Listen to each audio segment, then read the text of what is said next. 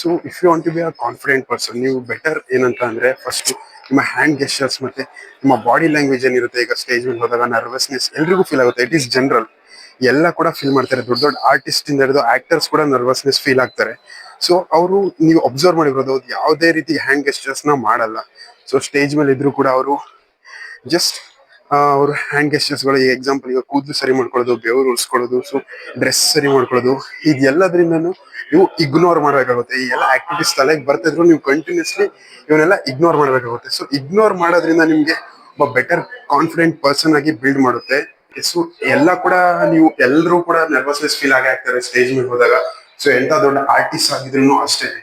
So ಅವ್ರ ಏನ್ ಮಾಡ್ತಾರೆ ಅಂದ್ರೆ ಈ ಹ್ಯಾಂಡ್ ಗೆಸ್ಟರ್ಸ್ ಗಳನ್ನೆಲ್ಲ ಕಂಪ್ಲೀಟ್ ಆಗಿ ಇಗ್ನೋರ್ ಮಾಡ್ಬೇಕು. ನಿಮ್ ತಲೆಯಲ್ಲಿ ಬರ್ತಾ ಇದ್ರು ಹೇರ್ ಸ್ಟೈಲ್ ಸರಿ ಮಾಡ್ಕೋಬೇಕು, ಇಲ್ಲ ಏನಾದ್ರು ಗೆಸ್ಟರ್ಗಳು ಡ್ರೆಸ್ ಸರಿ ಮಾಡ್ಕೊಳ್ತಾರ ಬರ್ತಿದ್ರು, ನೀವು ಕಂಟಿನ್ಯೂಸ್ಲಿ ಅದನ್ನ ಇಗ್ನೋರ್ ಮಾಡ್ತಾ ಬರ್ಬೇಕಾಗುತ್ತೆ.